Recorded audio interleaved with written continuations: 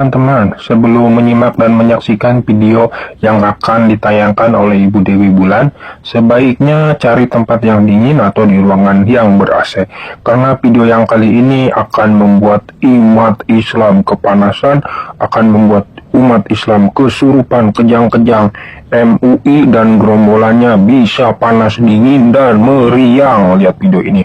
Oke, kita simak video Ibu Dewi Bulan dan sang penggugat yang membongkar Al-Quran, membongkar sejarah Islam, dan membongkar kepercayaan Islam, sampai membuat umat Islam terkencing-kencing, mencret, kapi, cirit. Ini dia videonya. Ternyata setelah kita pelajari minggu lalu, seluruh jalan kita selesaikan, kita bisa membuat kesimpulan bahwa tidaklah mungkin Quran bisa menggantikan Alkitab. Dari segala sisi, Alkitab jauh lebih unggul daripada Al-Quran. Dan dari segala sisi, Al-Quran ternyata banyak cacat sastra, cacat logika juga, cacat sejarah, cacat grammatical. Apalagi Pak cacatnya? Pak, cacat kemanusiaan. Allahnya pun cacat, tidak bisa berpikir. Kenapa itu? Ada apa? Ada apa dengan lampu? Oh, iya, it's okay. Begitu ya teman-teman. Nah, kita akan lanjut ya materinya. Sebentar, saya sembari mencari materinya, sembari cari-cari ya, jadi jangan sampai saya salah buka. Kan serem-serem sedap kalau salah buka kan? Tuh. Oke, salam Ibu Dewi Bulan. Luar biasa untuk materi malam hari ini ya. Iya Pak, bentar nih saya lagi cari. Ini bener nggak nih ini yang saya buka? Karena saking banyaknya materi, jangan sampai saya salah buka. Kan ada yang sudah saya terjemahkan, ada yang belum saya terjemahkan. Nah, saya akan ngambil yang sudah saya terjemahkan. Oke, saya akan stop screen yang ini, dan saya akan masuk ke screen yang ini. Ya, materi yang ini saya sudah sampaikan ya. Jadi, perbandingan antara Quran dan Alkitab. Ya, kalau di sini, Allah itu sewenang-wenang, seenak deweknya. Sementara Tuhan kita yang di Alkitab itu seperti seorang gembala yang ngayomi. Lalu, ya, sebentar Sisi Bulan, ada pemberitahuan ini dari chat ya. Belum terkonek di YouTube katanya Bu ya. Tadi ada di YouTube. Iya, sekarang masih ada. Iya. Ini ya. Dari guru kita ya. Ada. Tidak ada di YouTube gitu katanya. Live Islam Now channelnya Live Islam Now dan Islam Tolologi. Oh ya itu ya.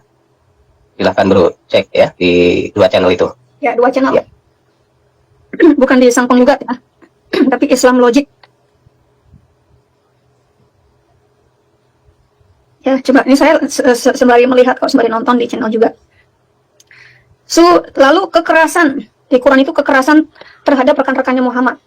Tetapi ya, kalau kita lihat dari doa Bapak kami aja, itu kan enak. Dari Francis of Assisi prayer, ini prayer orang Kristen dibandingkan dengan doa-doanya orang Islam. Kekerasan terhadap non-Muslim dibandingkan dengan sabda bahagia yang ada di kitab Matius. Ya. Terus apalagi teman-teman? Ini, aduh bentar. Lanjut Pak.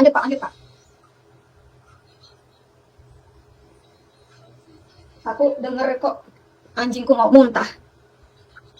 Ya, memisahkan yang beriman dan tidak beriman. Sementara di Mazmur 23, Tuhan kita ini seperti gembala yang baik. Ya, di Quran juga orang yang berzina itu dicambuk, bahkan sampai mati. Nah, sedangkan di Alkitab kita, wanita yang tertangkap basah melakukan perzinahan malah diampuni, disuruh untuk tidak melakukan dosa lagi. Di Al-Quran juga ada penindasan terhadap perempuan. Sementara di Alkitab, banyak sekali pujian-pujian terhadap wanita. Lalu di Quran, Yahudi dan Kristen dan orang-orang yang tidak beriman harus diperangi, bahkan harus dibunuh, sampai mereka membayar jizyah. Sementara di Alkitab kita penuh dengan kasih. Pasal kasih. Ini jauh sekali ya Pak perbandingannya ya Pak? Sangat jauh ya. Jadi ini momok yang menakutkan bagi kemanusiaan ya. Selain tadi sempat kita ngobrol-ngobrol sebenarnya Islam ini agama apa? Kalau saya yang melihat ini sebenarnya agama yang betul-betul menjadi musuh utamanya perempuan. Benar Pak. Karena memang saya melihat seperti itu gitu ya. Gitu. Kalau saya bilang ini musuh utama manusia yang masih punya akal sehat Pak. Wah, betul ya. Karena ya kita pengalaman dulu kita pernah Islam ya Pak. Saya kan juga pernah di Islam. Sampean juga kan pernah di Islam kan. Nah, Ya. kita tidak diajarkan untuk punya akal sehat. Nanya aja nggak boleh. Nanya doang nggak boleh. Tuh, sampai kayak gitu. Justru kalau sekarang saya di Kristen, saya harus banyak bertanya. Karena semakin kita banyak bertanya, semakin banyak pengetahuan yang tidak kita ketahui, pertanyaan-pertanyaan di benak yang mungkin bisa menyesatkan kalau tidak diterangkan menjadi terang dan kita menjadi mengerti. Benar kan Pak? Ini seperti cuci otak ya Bu ya? Ya, boleh dikatakan seperti itu Pak. Ya, Hmm. boleh dikatakan seperti itu. Seperti cuci otak.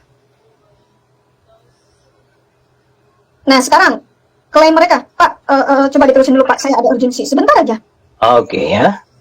Di sini ini Quran itu ya memiliki banyak cacat sastra. Ya. Sastra. Dalam titik pertama itu tidak kronologis berurutan kisahnya. Coba kalau berusis ya, buat baca ya dalam satu surah saja, contoh surah Yunus atau apa ya. Ya maaf ya. Kita membaca itu seperti orang melihat kalengnya itu kaleng kongguan, tapi waktu kita buka isinya itu apa? Maaf ya, rengginang. Rengginang atau kerupuk. Iya. Kerupuk ya, mungkin peyek ya, tidak sama seperti apa yang di gambarnya kalengnya itu ya. Ya casingnya sepertinya menarik, tapi ketika kita mau coba icip, tidak sama seperti yang diiklankan ya. Gitu ya. Coba baca tentang Al-Baqarah ada ya, sapi betina. Apakah menceritakan sapi betina? Tidak juga. Surah Yunus, apakah menceritakan keseluruhan tentang kisah Yunus ya, yang disuruh diperintahkan untuk memberitakan keselamatan dan penghakiman terhadap orang-orang dari Niniwe. Nggak ada di situ. Cuma ada 2 ayat ya, 2 nama Yunus yang diceritakan di situ ya. Tapi ada Pak yang ada satu yang sesuai Pak. Apa itu Bu? Anissa itu menceritakan mengenai wanita. Tapi di situ isinya bukan menjunjung tinggi wanita, tapi menghina wanita. Merendahkan wanita, tidak memiliki derajat, ya, menghilangkan derajat wanita. Ya, kalau Anda baca aja ya Quran. Surah pertama apa? Al-Fatihah kan? Ya, Padahal kalau menurut kisah Muhammad sendiri, katanya yang pertama pewahyuan. harusnya kan pewahyuan ya, harusnya kan Iqra. Benar Nah. kan? Itu malah jadi surah ke 96. Nah, kok bisa begitu Pak? Iya, ini kan bingung ya, bikin pusing ya. Jadi teman-teman yang muslim mungkin juga baru tahu ya, kalau surah pertama itu ya Iqra bismillahirrahmanirrahim yang gitu kan. Bacalah dengan menyebut nama Tuhanmu yang menciptakan engkau itu ya. Nah, itu sekarang ada di surah 96. Seharusnya itu pewahyuan pertama kali yang katanya di Gua Hira ya, yang pada saat itu katanya bertemu dengan Jibril, walaupun di dalam penjelasannya Qurtubi ya, itu nabinya sedang tidur lalu seakan-akan tertulis di dalam hatiku sebuah kitab. Nah, itu munculnya sekarang ini ada di nomor 96, bukan nomor 1. Harusnya ini kan nomor 1. Nah, ini ya tidak berurutan. Nah, kalau alasan mereka, itu kitab Madaniyah dulu, baru Makiyah. Oke. Itu kan alasan mereka. Jadi ditaruh itu kitab-kitab yang turun di Madinah dulu, baru kitab turun-turun di Mekah. Oke, itu alasan mereka nggak apa-apa, Pak. Bukannya hasilnya yang Makiyah dulu, Bu, karena diusirnya kan dari Mekah dulu, baru dikatakan ada Al-Hijrah. Harusnya seperti itu. Nah, kalau memang itu klaim mereka, it's okay. Oke, kita terima klaim mereka seperti itu. Masalahnya, Al-Fatihah, surat pertama mereka kan Al-Fatihah. Ya kan? Katanya kan yang Madinah dulu, baru yang Mekah. Masalahnya yang surat Al-Fatihah itu, yang mereka taruh di surah pertama, itu sudah ada justru 100 tahun sebelum Muhammad lahir. Lah itu gimana dong? Ternyata, ya. Itu bagian dari surah Makiyah ya. Iyalah, itu kan surat Al-Fatihah itu sebelum Muhammad lahir, Pak.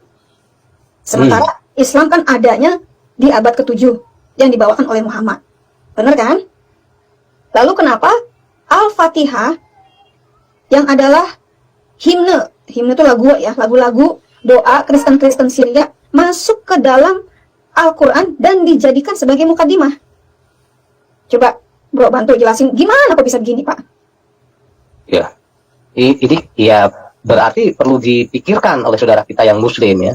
Ini gimana? Apa jangan-jangan benar ya mendapatkan yang katanya wahyu itu cuman hasil dengar-dengaran ya? Karena kita tahu toh bahwa istri pertama Nabi ya itu Siti Khadijah itu punya sepupuan dengan Waraqah bin Naufal yang adalah seorang pendeta dari Nasrani, Nestorian. Nestorian ya, bukan Kristen ya. Nestorian yang bisa jadi ya. Dia dengar-dengar himne itu ya, karena dia ambil literasi dari Yahudi pada saat itu. Ya, Waraqah bin Naufal ini ingin menyalin mentranslate dalam bahasa Arab. ya, kitab-kitab yang sudah ada. Nah, bisa jadi ya.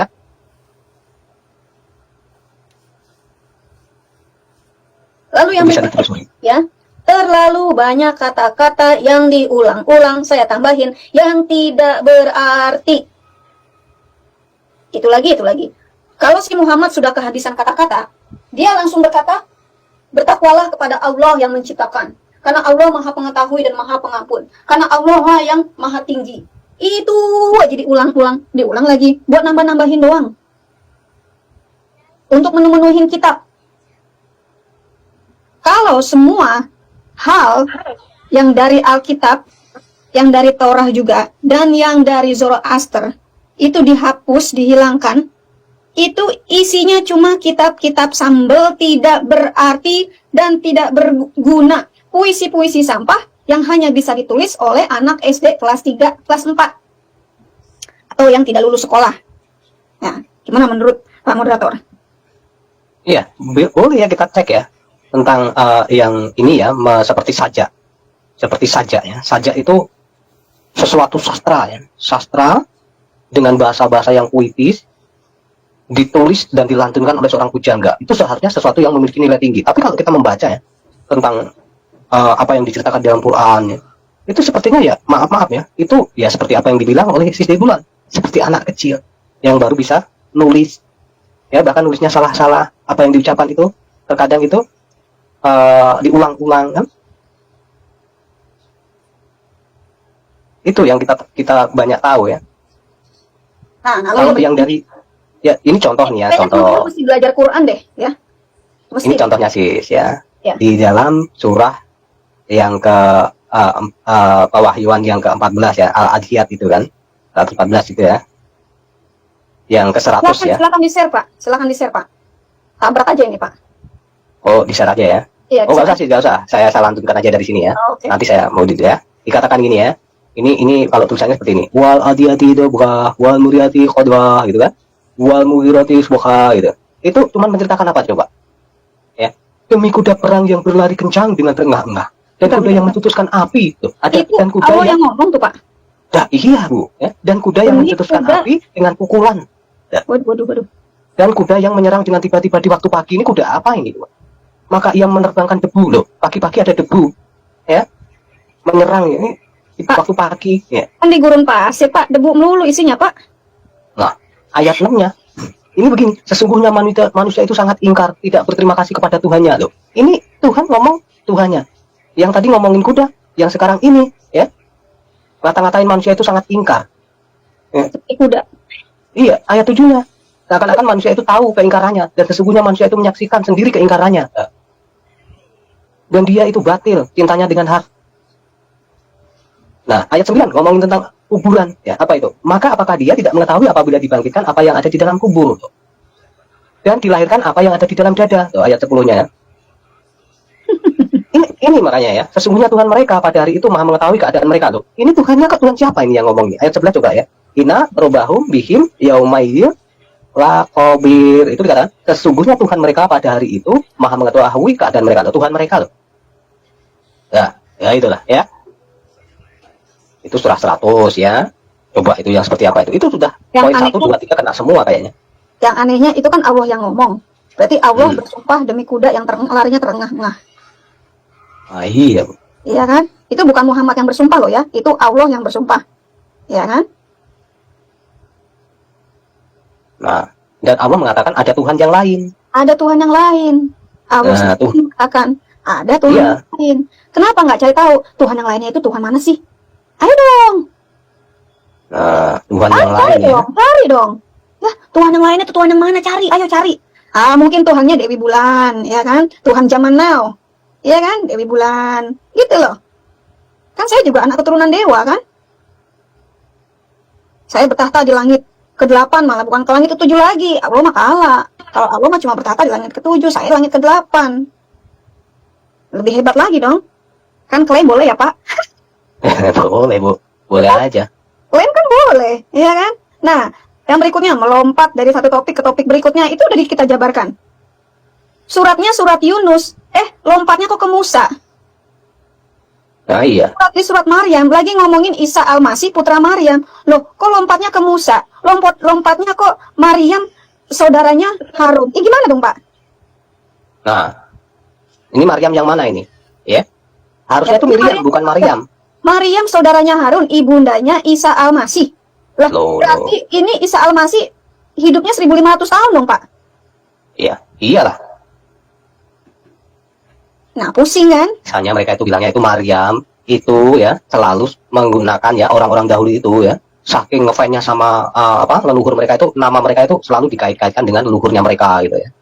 Sekarang Maryam? nama Miriam. Sekarang pertanyaannya, Miriam sendiri yang di Alkitab kita, Pak, Iya. itu nggak defense ya, bukan, kita nggak ngefans sama Miriam yang ono, yang saudaranya Musa. Ini Maryam apa Miriam sih Bu sebenarnya? Bingung kan, Pak? Saya juga bingung kalau baca Quran. Padahal di Alkitab Maria. Nah kalau di Arab kan ada Maryam, ada Maria. Benar. Orang yang berbeda. Iya, Iya. orang yang berbeda. Ya kan? Lahir di kota yang berbeda, dari orang tua yang berbeda, di zaman yang berbeda. Lah ini di Quran kok jadi satu. Ibunda dari Isa Al-Masih yang namanya Maryam, itu ternyata saudara perempuannya Harun. Harun adalah saudaranya Musa. Berarti Miriam yang ada di Al-Quran itu adalah Miriam yang saudaranya Musa. Nah. Lalu Maryam itu melahirkan Yesus, Isa Al-Masih. Benar kan? Itu nggak tepat Bu. Sepertinya itu nggak tepat. Mereka itu tidak bisa membedakan antara penyebutan Maryam dan Miriam dan Maria. Karena ini berbeda Berarti ya. kesalahannya siapa, Pak? Ini kayaknya si Allah yang salah Bu. Ya. Allahnya saja cacat sejarah. Yang jadi masalah Bu ya, kalau nama Maria ya, Maria Kiptiah loh, ada loh nama Maria Kiptiah di Iya. Arab. Maria sendiri. Ayo. Maria Kiptiah ini kan yang kasusnya di At-Tahrim 1 itu kan Bu ya? Itu kan? Sama si Iya, pembantunya sendiri yang ketahuan sama gitu. istrinya si Hafsah kan. Lu lagi ngapain? Itu kan itu Maria. Makanya Maria sama Maria beda. Nah, itu aja Maria dengan Maryam. Nah, iyalah mungkin salah sebut gitu aja lah Bu ya. Ya, pokoknya Salah Allah sebut, salah ya. sejarah lah. Pokoknya Allah lupa. Jadi, kita harus mengingatkan Allah. Ya, jadi dari sini saya dan Pak Moderator mengingatkan Allah, mengkoreksi Allah yang ternyata Allah salah sejarah. Dengan kata lain, saya jauh lebih cerdas daripada Allah. Gitu, ya. Mau marah, nggak apa-apa. Baca lagi kitabnya. Baca lagi itu di surat Maryam. Surat Bani Israil. Baca lagi. Nah, lalu inkonsistensi. Nggak konsisten dalam tata bahasa, hukum, dan teologi. Aduh, ini mah udah kacak-kacakan deh. Jangan ditanya lagi nih, hancur lebur. Dari sisi apapun ya. Jangan cuma bilang error. iya. Tidak konsisten, tidak sesuai dengan sejarah. Kalaupun ada hukum itu kalau mau diterapkan di zaman sekarang ini itu menjadi pelanggar hukum, malah bukan satu hukum. Ya. Nah, sekarang dari kisah Musa aja kok ada Haman di situ, Pak. Dari kisahnya itu, kisahnya Yusuf, ya. Dari kisah Yusuf, loh kok Haman hidup di zaman Yusuf? Nah, ini gimana? Ini bisa dibaca. Nongol nih. Nah. Ini dia. Nah, gimana coba? Kenapa di zaman Yusuf Haman ada di situ? Dapat dari mana itu? Coba. Bingung kan? Salam Gat. Gimana di TikTok Gat? Ya, betul. Udah getokin Abdul belum Gat? Oh, udah banyak. Udah banyak Abdul digetokin, mantap. Suara lo kok mendem sih Gat? Sakit gigi? Lagi makan. Oh, kirain sakit gigi. Lagi musim sakit gigi nih di Indonesia. Gara-gara pemilu pada sakit gigi semua. Kagak nyambung. Gara-gara pemilu pada kalah ya, sakit gigi semua. Nah, sama sakit otak. Lalu yang berikutnya, kata kerja ditinggalkan atau tidak ada sama sekali. Ini tadi yang tata bahasa ya. Kalau Allah itu konsisten, dia itu tunggal, dia itu satu biji. Kenapa di Quran banyak kata kami? Nah, ini Allah berkolaborasi dengan siapa di sini? Ya. Coba dengan siapa? Katanya Esa satu tunggal yang udah kayak satu pentolnya bakso. Bagaimana mengatakan kita sebut kata kami? Kami itu jamak. Oh, itu adalah kata terhormat, penghormatan. Aduh, berarti kalau gitu Allah tidak mengerti tata bahasa dong. Tidak bisa membedakan antara aku dan kami. Tidak bisa membedakan antara majemuk dan singular. Dengan kata lain, saya lebih cerdas daripada Allah. Ada lagi Bu, mengatakan sebutan atau pernyataan kata kami itu ya, itu menunjukkan seseorang yang memiliki adab luar biasa ya. Cara berbicara yang sangat santun, menggunakan istilah kata kami ya. Kami ya, semua ya, kalau ada pidato atau apa itu ya, kenegaraan itu mengatasnamakan kami. Nah, pengertian kata kami ini kan bukan ke pribadi, ke instansi ya, mewakili atau menyatakan saya sebagai perwakilan dari negara tertentu. Nah, contoh Pak Presiden kalaupun dia mengatakan kami ya, kami itu semua jajaran ya, dia mengatasnamakan semua jajaran dia ya, karena dia tidak bekerja sendiri sebagai seorang presiden. Nah, itu contohnya ya, maka menggunakan istilah kata kami. Nah, kalau Allah mengatakan kami, dia itu mengatasnamakan apa ya? Coba, itu bukan tata bahasa ya yang bisa dipahami secara maaf ya, tadi seperti Siswi Bulan bilang al-waras. Aduh, ya. Yuk kita sambut lagi Gayung. Bentar, kita lanjut dulu ya. Yang berikutnya, menanggapi tuduhan ini. Ini ada teolog ahli tata bahasa Al-Rumani, namanya Al-Rumani, yang wafatnya tahun 996 Masehi, ya berarti setelah Muhammad mampus ya. Dan ini sebenarnya Islam ini sedang melakukan proses kanonisasi, ya. Berpendapat, elips dan tidak keteraturan. Elips itu artinya miring-miring. Pincang sana, pincang sini. Tidak seimbang. Ya, bolong sana bolong sini, dan ketidakteraturan tata bahasa merupakan perangkat yang benar-benar positif dan bukan bukti penulisan yang terburu-buru atau ceroboh. Jadi dengan kata lain, karena kepincangan, ketidakteraturan tata bahasa ini merupakan bukti yang positif kalau yang nulis ini orang yang ceroboh, orang yang terburu-buru membuat kitab. Siapapun bisa bikin kitab. Itu istilahnya begitu, Pak. Nah, kan memang tata bahasanya itu hancur lebur. Christian Prince saja yang orang Arab asli sering menunjukkan tata bahasa gramatikal yang error, yang topiknya terpental-pental. Dan membuktikan, coba Anda bisa bayangkan ya, seorang yang memiliki pendidikan yang tinggi, ketika mengarang sebuah cerita, taruhlah cerita 3 halaman saja. Lalu dibandingkan dengan seorang anak SD kelas 3 atau kelas 4 mengarang sebuah cerita sama-sama 3 halaman. Nah, Quran ini diibaratkan sebagai anak SD kelas 3 dan 4 sedang mengarang cerita 3 halaman. Kacau, pokoknya isi aja. Lalu Al-Kindi, ini tahun 830 nih. Ya, dia seorang polemik Kristen yang bekerja di Istana Khilafah, mengatakan seperti ini. Ini 830 nih. Hasil dari semua ini, yaitu proses pembentukan Quran. Berarti pembentukan Quran itu bukan di tahun 634 ya. Tapi 830, mereka lagi bentuk Quran nih. Jelas bagi Anda yang telah membaca kitab suci. Nah, buat kita yang sudah membaca Alkitab, kita yang sudah melihat indahnya Alkitab kita, bacaan Alkitab kita. Lalu nih ada kitab baru yang namanya Quran, yang lagi pembentukannya sedang diproses. Ini tahun 830 loh ya, yang pembentukannya baru diproses.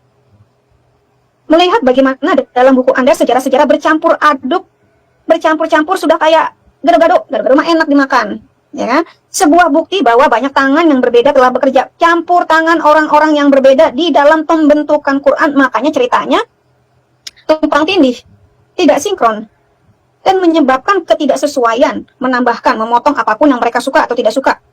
Apakah demikian kondisi wahyu yang diturunkan dari surga? Ya, karena pembentukan Quran ini sebenarnya ada beberapa tangan. Yang satu, yang dari Mekah maunya begini, dari Madinah maunya begini, dari Kufah maunya begini. Maka banyak perbedaan Quran. Yang satu ada kasrohnya, yang satu pakai doma, yang satu pakai fathah, yang satunya pakai tanwin. Berbeda-beda. Kita sudah menjelaskan banyak Quran yang berbeda, bukan satu. Sejarahnya campur aduk. Seperti misalnya dalam kisah Yusuf, kenapa di situ ada Haman? Dalam kisah Yusuf, bagaimana di dalam kisah Fir'aun itu ada penyaliban? Penyaliban itu terjadi 1500 tahun setelah Fir'aun, setelah zaman Yusuf. Kok bisa sampai ke situ? Kok ada dirham? Kenapa Kenapa ada mata uang dirham di zamannya Yusuf? Padahal Arab sendiri itu tidak ada. Jazirah Arab Saudi yang sekarang ini, itu adanya di saya lupa nama khalifahnya, itu di abad ke-9. Lalu bagaimana ada dirham di zaman Yusuf? Nah, ini buat teman-teman yang muslim untuk berpikir ya. Tanya deh. Pelajari lagi kebenarannya. Sejarahnya pelajari lagi. Jangan cuma terima aja dari Ustadz. Saya juga dulu percaya aja apa kata Ustadz. Diceritakan, Pak, masih ingat nggak pelajaran agama? Ingat sekali, Bu. Ya. Waktu zaman sekolah. Pokoknya apa kata Pak Ustadz, kita nggak boleh tanya. Makanya, kadang gini ya, saya tuh kalau ada muslim bilang, kalian itu ya, jadi orang Kristen itu apa yang kata Pak Pendeta, imani saja. Kalau orang Kristen nggak boleh kritis. Ya, kita itu boleh kritis. Bahkan bertanya langsung dengan pemimpin agama kita, kepada para pendeta, gembala gereja, orang-orang yang berkompeten di bidangnya. Boleh kita. Coba kalian tanya tentang Islam. Contoh nih, Pak. Pak Kiai, pernah apa benar Nabi itu istrinya ada sekitar 11 ya, gitu aja ya, tanya ada sekitar 11 orang gitu yang sah gitu ya. Mereka menutupi yang kalian tahu istrinya itu cuma 2 ya, Khadijah, lalu ada Aisyah ya. Digambarkan pun sama, Aisyah waktu dikawinin sama junjungan besar Nabi Muhammad itu umur berapa, Pak? Katanya orang Kristen kok 6 tahun ya, digaulinya disetubuhinya umur 9 tahun. Bener nggak Pak Ustadz itu?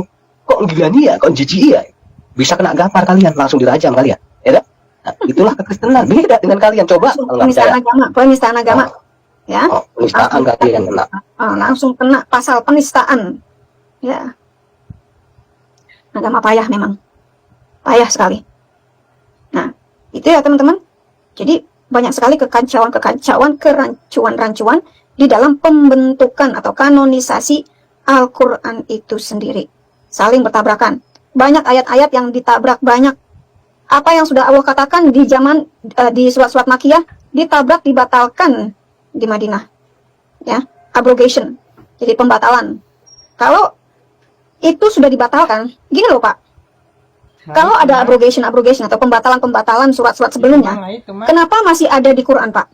Seperti surah atau yang selalu kita dengar nih, lakum dinukum waliyadin, ya agamamu ya agamaku, agamaku ya agamaku, kita ibadah masing-masing deh. Lalu kenapa ada surat yang mengatakan bunuhlah orang-orang kafir di sekitarmu sampai mereka mengatakan la ilaha illallah, dan mereka membayar jizya?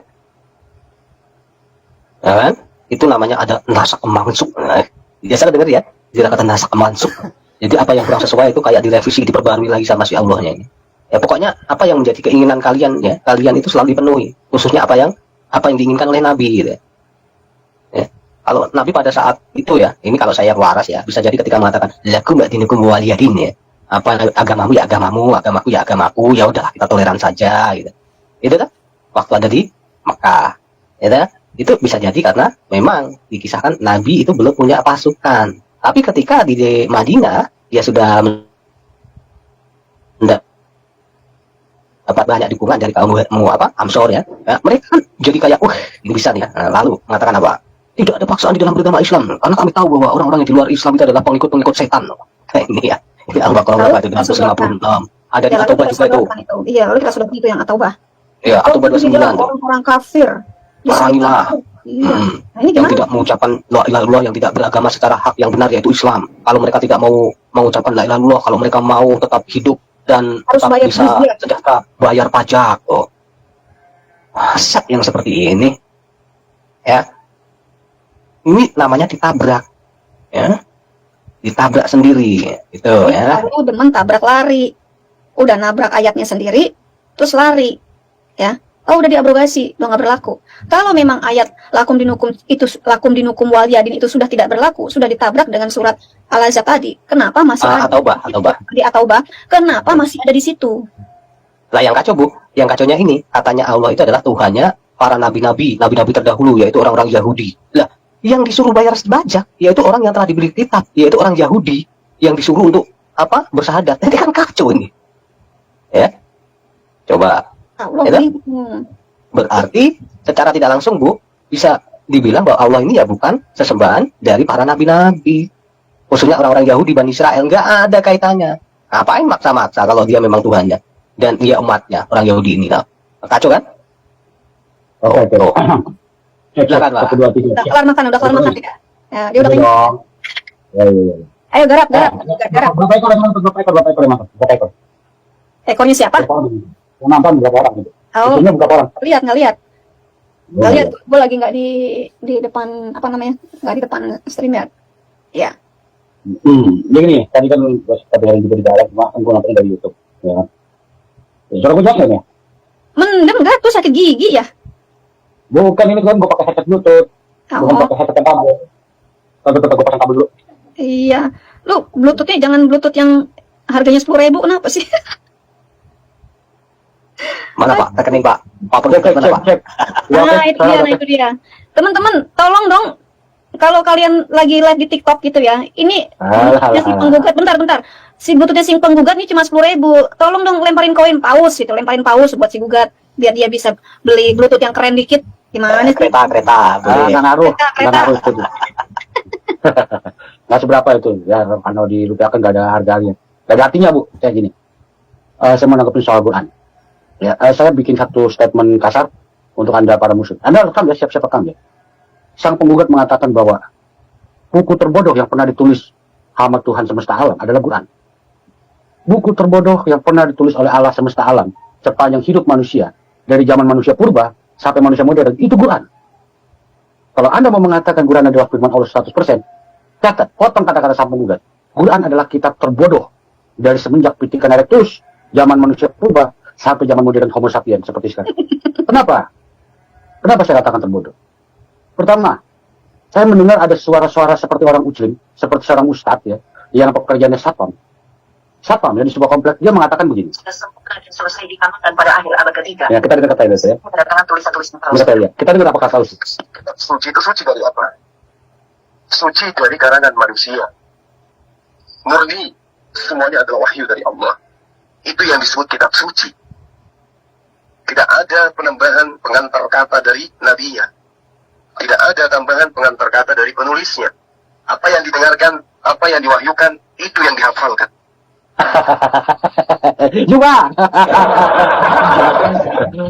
Juma, saya mau katakan gini, Anda sebagai seorang satpam, mohon maaf saya bukan yang merendahkan profesi Anda ya, tapi IQ Anda itu masih tergolong terlalu rendah buat saya. Pertama, Anda mau mengatakan Quran adalah kitab suci. Suci dari apa? Suci dari campur tangan manusia. Hello, Quran yang kamu pegang itu apa? Kertas kan? Buku toh? Dicetak toh? Itu manusia bukan yang nyetak. Apa Allah punya mesin cetak? Malaikat yang nyetak gak? Start dari situ. Itu yang pertama. Statement kedua, bebas dari karangan manusia. Halo, Nabi bin Harith siapa? Abdullah bin Saf siapa yang pernah murtad ketika menuliskan wahyu untuk nabimu? Siapa mereka? Mereka adalah penulis wahyu Allah dari nabi, dari murid nabi, ya. Jadi Anda jangan lupa itu. Sahabat-sahabat nabi banyak, termasuk Ada lagi, Grat. ya, Ada lagi. ya. Itu Quran, perintahnya si Umar masuk ke dalam Quran. Iya, oke. Kita Wahyu lanjut. request berarti Bu. Yang ketiga adalah ketika kamu mengatakan Al-Quran itu firman Allah murni 100% tanpa campur tangan manusia. Kamu buka surah Al-Fatihah ayat 1 sampai ayat 7. Baca cuy. Dengan menyebut nama Allah, itu si Allah ngomongin Allah yang mana? Kalau betul itu bebas dari campur tangan manusia. Ya, itu nomor 1. Yang di ayat ke-6 apa? Tunjukilah kami jalan yang lurus. Oh, si Allah minta tunjukin jalan yang lurus cuy. Lagi Kemarin tersesat tunjukin, Pak. Gak? Kemarin tunjukin ya dari Mampang Perapatan kalau mau ke Kuningan tuh terus ya jangan belok-belok. Ya, jadi si Allah minta ditunjukin jalan yang lurus. Padahal Allah sudah mengatakan, oke sebentar. As-Zukhruf ayat 61 dikatakan apa? Isa berkata, ikutlah aku, ini jalan yang lurus. Itu kata Isa cuy. Si Allah sendiri mengakui, kalian yang PA. Kalau betul itu adalah Quran, perkataan Allah, kalian malah nggak ikutin Quran. Mati lagi kalian, udah 3 itu. Yang keempat, Quran adalah firman Allah 100% tanpa campur tangan manusia, tidak ditulis manusia, tidak dikarang manusia, tidak ada penambahan manusia. Apalagi kata-kata pembuka para nabi, tadi dia sendiri ngomong. Lah. Berarti surah Al-Nas 114 dari ayat pertama, ya, Allah berlindung kepada Tuhan manusia, Raja manusia lah. Ini si Allah minta perlindungan, lu gila tuh. Gila kau cuma. Ya itu statement saya. Jadi saya dengan ini aja sudah cukup. Ya, dengan 4 hal ini aja saya katakan Quran adalah kitab terbodoh yang pernah ditulis Allah pencipta alam semesta dari semenjak zaman pitikan Erectus hingga zaman Homo sapiens tahun 2024. Gitu ya. Saya rasa Anda cukup sampai di situ. Ya, jangan mengumbar kebodohan lagi mengatakan Quran itu sempurna tuh. Gak ada berilmu sempurna tuh. Jauh dari kata sempurna. Bagi saya itu kitab terbodoh yang pernah saya lihat. Catat itu. Bikin video tag nama saya. Sang Penggugat 00 _penggugat. Ya, silakan di tag. Ya, kita bahas. Tag saya juga. Dewi Bulan. Iya dong. Ya. Oke, ya kita lanjut Bu, silakan. Saya kutipkan dulu Pak Penggugat. Bentar Pak Penggugat, saya kutipkan dulu dari surah 114 tadi ya. Pernyataannya jelas loh ya di situ ya. Qul a'udzu birabbin nas. Katakanlah, aku berlindung kepada Tuhan yang memelihara dan menguasai manusia. Loh, inilah ya. Tadi di Pak Penggugat bilang, Allah yang ngomong ya. berlindung. Ya Allah bilang dia berlindung pada Tuhan yang menguasai dan memelihara manusia. Ini Tuhan yang mana? Nah, apakah ini perkataan manusia atau perkataannya si Allah? Nah, itu ya. Silahkan. Kalau ayat ini kan sering kan dibaca ya, aliannya. Iya, itu kalau sholat bacanya itu Pak. Oh, yang harus diberi binas malikin nasilah hinas min salis wawas ilhonas alisi wawas wawas wawas nasional jin matuan sudah cepat langsung Allahu Akbar. Ya kan? Biar cepet ya. Sholat cuma semenit selesai. Nih, apa kata ahli hari ini? Nah, ini dari German Scholar Children Nordic 1930. Baru kan? Kebingungan yang kacau. Kitabnya biasa-biasa aja. Nggak lebih dari kitab novel. Gayanya kaku. Udah kayak cerita anak SD. Khotbah yang membosankan. Orang pada tidur ngantuk. Ya, retoris. Itu lagi. Tidak pernah metrik. Dan sajak secara keseluruhan merupakan kuk. Puisi-puisi yang membingungkan. Kuk yang memberatkan. Kata-kata yang berlebihan. Dibesar-besarkan. Allah yang maha pengasih lagi maha penyayang. Sintaksisnya sangat mengkhianati kecanggungan. Alias amburadul. Efek yang melelahkan dari pengulangan yang tak ada habis-habisnya itu lagi. Sehingga dogma tersebut mengubah memproduksi sastra yang cacat sebagai sebuah mahakarya. Katanya mahakarya, tapi isinya cacat semua. Dan katanya karya ini yang tidak tertandingi di mata orang-orang yang beriman. Nah, kalau di mata Muslim, Quran memang tak tertandingi. Karena kebanyakan orang Muslim itu tidak bisa menulis alias buta huruf. Karena nabinya pun buta huruf. Jadi mereka harus buta huruf. Gitu. Kebanyakan mayoritas orang Islam itu bukan orang yang berbahasa Arab dan tidak bisa menuliskan Arab. Makanya melihat doa Bapa kami dalam bahasa Arab pun terkagum-kagum. Wah, Allahu Akbar, Subhanallah. Padahal isinya doa Bapa kami yang ada di Alkitab. Gitu loh. Indah. Oh iya, Subhanallah, luar biasa. Memang Alkitab itu Subhanallah luar biasa. Bukan Quran yang luar biasa. Pelajari kembali deh isi Qurannya.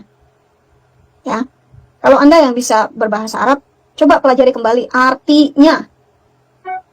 Kalau yang nggak bisa berbahasa Arab, ya mau nggak mau mempelajari terjemahannya deh. Meskipun saya tahu terjemahannya itu banyak ngaco, tambah-tambah, dirubah-rubah.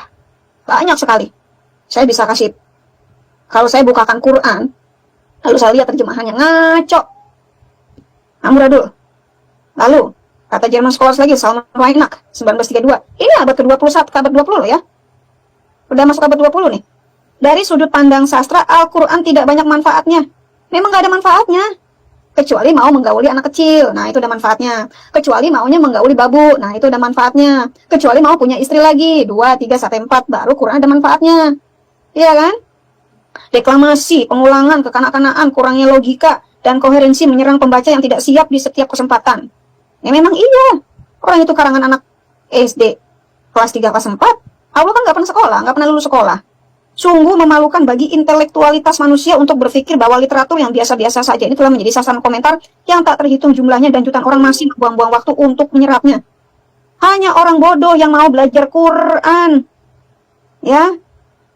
Hanya orang bodoh yang intelektualitasnya tinggi, rendah, yang mau belajar Quran. Nah, itu juga catat itu dari bulan ngomong tuh. Ya, ada komentar di sini, teman-teman. Dari sini aja. Salam Bu Dewi. Ya, silakan bos. Iya Bu. Mohon maaf semua saudara-saudariku yang ada di room dan yang di YouTube. Yang disampaikan Bu Dewi tadi sama Bro Senopati dan Pak Sang Penggugat. Itu tadi kan ada yang namanya sisi sejarah. Saya dari dulu sampai sekarang lihat di channel YouTube dimanapun nggak ada ya orang yang berani membuka sejarah tentang Islam. Dan bukti otentiknya. Terus kenapa kalau itu memang, kalau seperti hanya saya sendiri ya, misal saya mempunyai barang, ini asli nih, itu palsu, nih lo coba cek lo, kan kayak gitu. Tapi kenapa ini hanya untuk membuktikan keasliannya, ini kok malah dilarang? Alasannya suci. Gimana mengatas kesuciannya kalau itu dilarang? Tuh, yang kedua, kalau dari pembelajarannya ada yang menyatakan Islam itu agama damai. Nah, tadi ada yang menarik, jizya itu kalau nggak salah pajak ya Bu ya? Sebenarnya itu upeti Pak, bukan pajak. Nah, seperti Alat. Nah, apa itu yang disebut agama damai? Itu loh. Damainya di mana? Kita nggak usah ngomong kitab A, kitab B. Ayo kita buktikan lewat sejarah. Saya masih nunggu, sudah berapa puluh tahun saya nunggu. Sampai sekarang nggak nemu. Karena mungkin mereka sengaja menutupi atau gimana, kita nggak tahu juga. Ini juga imbauan ya untuk seluruh dunia. Kalau memang bisa dibuktikan secara bukti sejarah, dengan bukti otentik, paling tidak ada uji karbon. Wah, itu saya tunggu-tunggu sekali. Apakah berani orang Islam menyatakan seperti itu? Saya menunggu jawabannya. Terima kasih, Budi Bulan, Pak SP, sama Bro Senopati. Tuhan berkati. Nanti kena undang-undang penistaan agama, Pak. Nggak bisa uji karbon. Waduh. Nggak bisa uji karbon, undang-undang penistaan agama. Ya, ini dari McClintock dan Strong Encyclopedia. Masalah di dalam Quran itu tidak koheren dan nggak jelas. Kitab tersebut jelas tidak memiliki tatanan pemikiran yang logis, baik secara keseluruhan maupun bagian-bagiannya. Potong sana, potong sini. Hal ini sesuai dengan cara penyampaiannya yang tidak disengaja atau insiden sengaja atau tidak disengaja atau kecelakaan. Kecelakaan ya. Kecelakaan misalnya ketika Allah mengatakan aku bersumpah demi kuda yang terengah-engah. Oh, kecelakaan tuh Allah, salah ngomong ya kan? Salah ngomong. Nah, banyak kecelakaan-kecelakaan lainnya. Harusnya aku jadi kami. Ya, tunjukkanlah aku jalan yang lurus. Harusnya aku menunjukkan jalan yang lurus. Harusnya kan begitu. Kecelakaan. Gak apa-apa, kita maafin aja sama Allah ya. Kasihan si Allah. Dibully mulu sama SP dan DB. Nah, Lalu topik yang berikutnya. Ini nih. Wahyu dalam Islam dan Kristen. Kita bandingkan ya. Kita bandingkan ya. Kita membandingkan definisi kedua agama antara Kristen dan Islam mengenai wahyu. Sebelum saya tampilkan, menurut Pak Senopati, menurut lu, Gat, wahyu dalam Islam itu apa sih, Gat? Kalau wahyu dalam Islam itu paling gampang, Bu. Masuk ke gua, bilang aja dicekek. Habis itu selesai deh, masuk wahyu. Itu coba. Bukannya turun celana, turun wahyu, Gat. Ya, kalau nggak dicekek nggak sah, Bu. Harus cekek dulu dong. Oh, dicekek dulu. Ya, kita lihat ya, teman-teman ya. Perbandingannya nih. Gimana, Pak Mot? Kalau menurut Pak Mot, wahyu dalam Islam ini gimana sih? Wahyu itu sesuatu yang harus turun ketepuk gitu ya. Harus ketepuk gitu ya. Dalam bentuk entah apa ya. Kalau wahyu itu tidak boleh dalam bentuk sesuatu yang ilham. Kalau di Alkitab itu artinya adalah ilham ya. Diilhamkan untuk kita semua mendapatkan hikmah di dalamnya. Kalau di Islam kayak ini wahyu ini ya sesuatu yang turun ketepuk datang dari penanya si Allah gitu. Yang mendapat wahyu itu harus punya syarat kriterianya ya. Harus yang menerima wahyu harus buta huruf gitu. Contohnya ini terus punya tompel. Nah ini ya. Ini pewahyuan, hubungan dengan wahyuan. Itu Bu ya, yang saya tahu sih ya. Pak, wahyu itu dulu ya. Tetangga saya, saudaranya si Rohman dan si Yanti dan si Jumi. Tuh, itu saya punya tetangga namanya Wahyu, Pak, anak bontot. Oh, yang sering kayak kena epilepsi itu Bu, yang sakitnya depan rumah itu suka gasuk-gasuk tanah itu. Kalau si ini yang ini mah beda, yang ini mah gendut, obis. Nah. Oke, pengertian wahyu menurut Islam. Bagian pertama, apa sih yang Muslim klaim? Ya, kalau di Islam tuh gini, Pak. Menyatakan bahwa Allah itu jauh. Makanya ada lagunya kan? Engkau jauh, aku jauh, engkau jauh. Aku dekat, engkau dekat. Udah mirip karet kolor.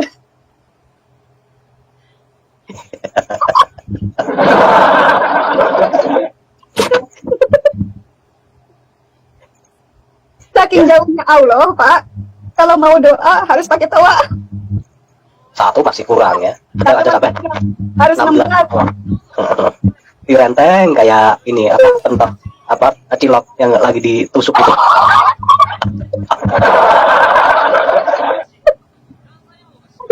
Jadi ketawa.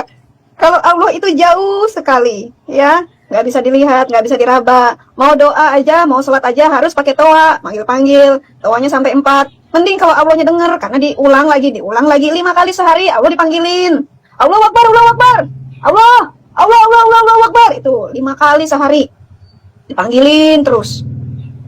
Ya, itu sebenarnya ada kisahnya di Alkitab, Pak, di 1 Samuel tuh. Saya lupa 1 Samuel berapa ya, yang ketika nabi-nabi palsu itu memanggil-manggil ilah mereka tuh, teriak-teriak, lalu Samuel berkata, Nabi Elia berkata, panggilin yang keras lagi, mungkin awalnya budak. Nah, ini nih, awalnya jauh, tidak mampu menguatkan dirinya.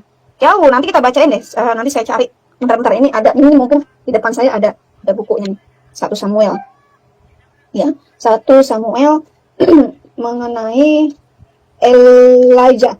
Ya, mengenai Elijah, the death of Eli. 1 Samuel, oh ini dia. Minta sembari saya nanti deh, nanti kalau bapak-bapak pada ngomong saya bukain lagi ya kitab Samuelnya. Tidak mampu mengungkapkan dirinya kepada umat manusia secara pribadi. Makanya kalau kita tanya, apa sih gambaran kamu mengenai Allah itu kan? Cuma bisa, wah Allah itu maha pengasih, maha penyayang. Bagaimana caranya dia mengasihi dan menyayangi kamu? Oh, Allah itu wujud, lalu wujudnya itu apa? Kidamnya itu apa? Bakonya itu apa? Kagak ngerti. Sehingga wahyu bersifat satu arah, yaitu dari Allah kepada manusia. Manusia nggak boleh ngomong, manusia dibungkam sama seperti Hello Kitty. Pak, Cuman enak dibuat ini lagu-laguan ya. Allah ini. Salam Mahmud. Kawin sakil, kunci tabu.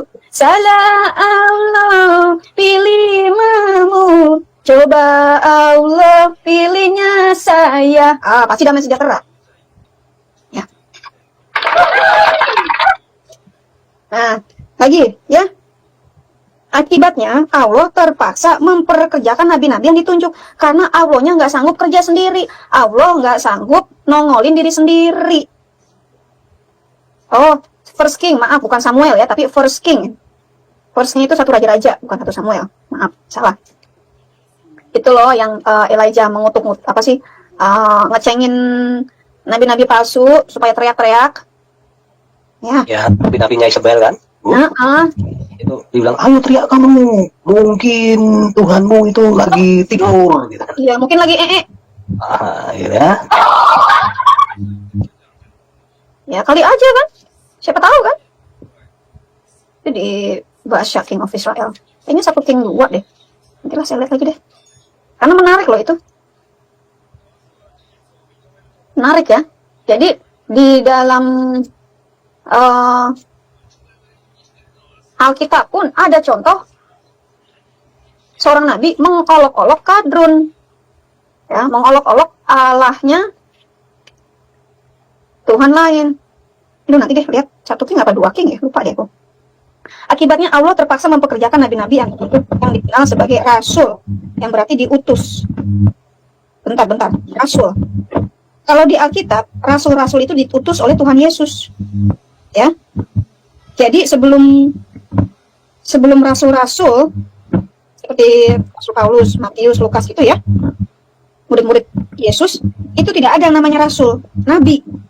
Dan kenabian itu ditutup dengan Yesus Kristus.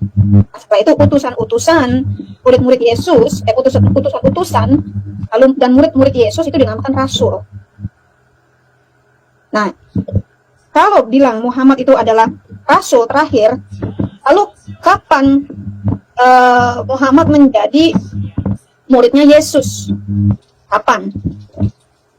Lagi-lagi sejarahnya bentrok, salah sejarah.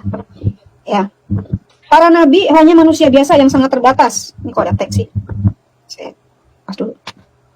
Para nabi hanyalah manusia biasa yang sangat terbatas. Ini klaim mereka kan? Namun mereka diberi status khusus dan oleh karena itu dilindungi oleh Tuhan. Ini kan klaim mereka kan? Kalau nabi itu dilindungi oleh Tuhan, oleh Allah ya, oleh Allah ya, sih saya harus ganti oleh Allah.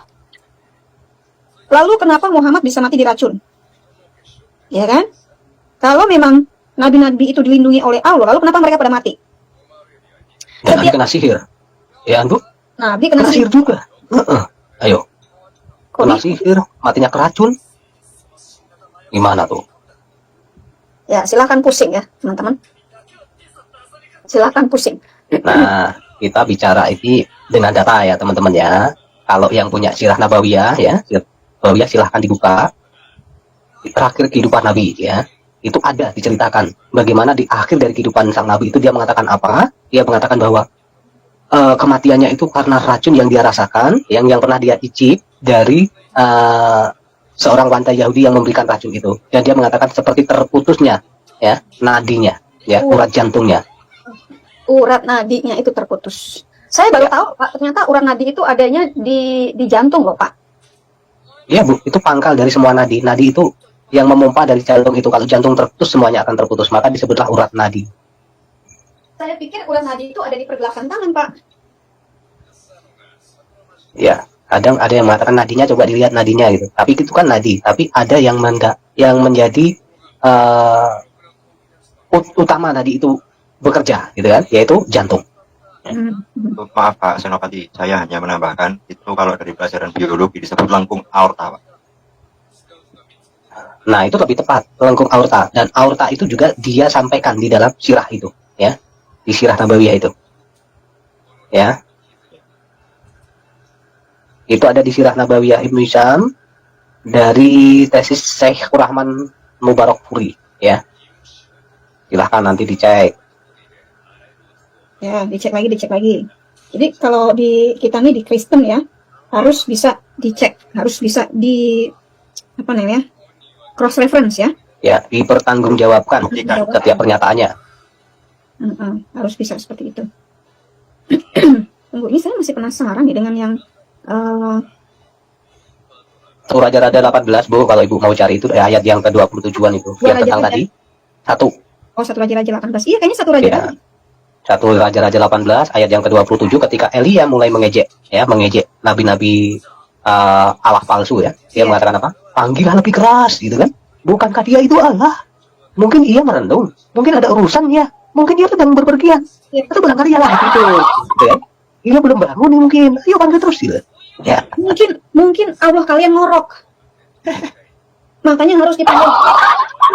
Loh. Harus digituin, ya. Oke, lanjut Pak.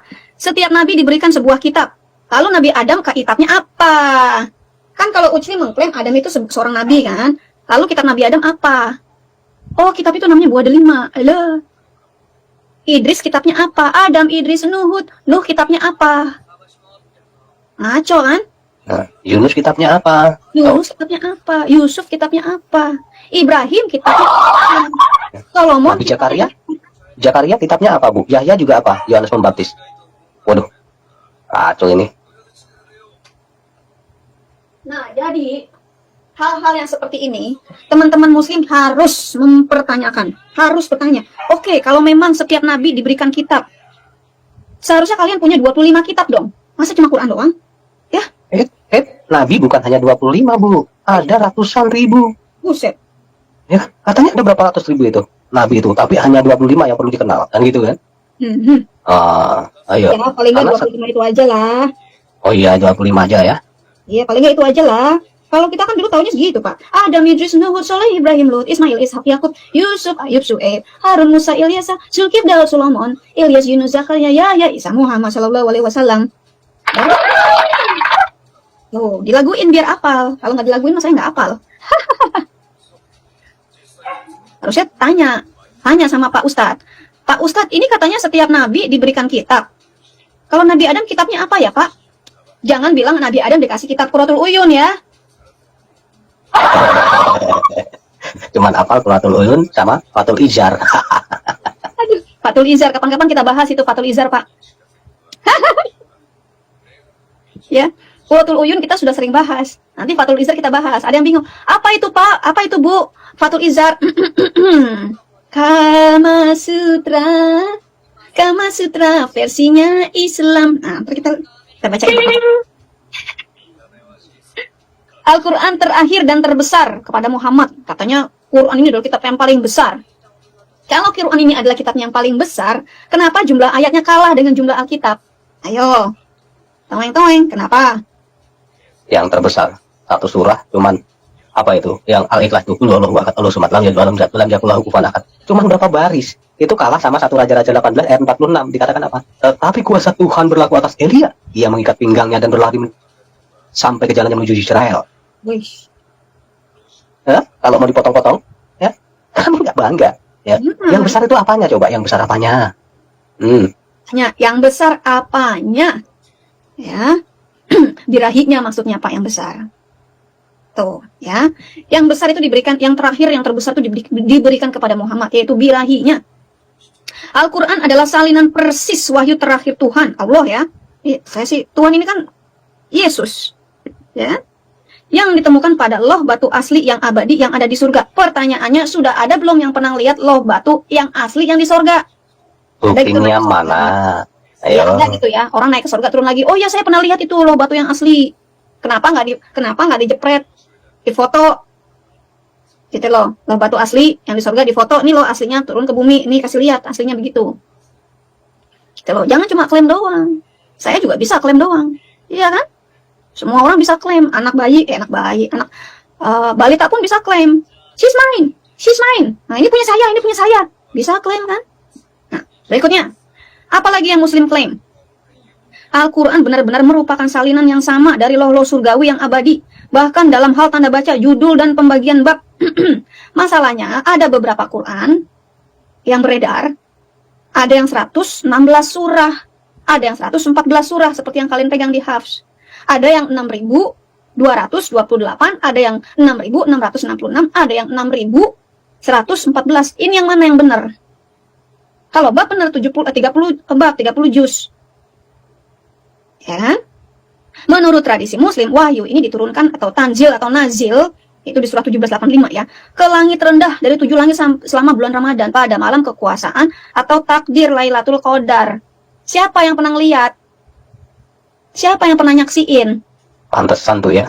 Kita dari dulu ya, kalau mulai tanggal puasa dapat 20 hari gitu ya, 21 sampai 29 ya, itu bilang gini, jangan tidur sore-sore ya. Nah, kita nungguin Lailatul Qadar turunnya Quran.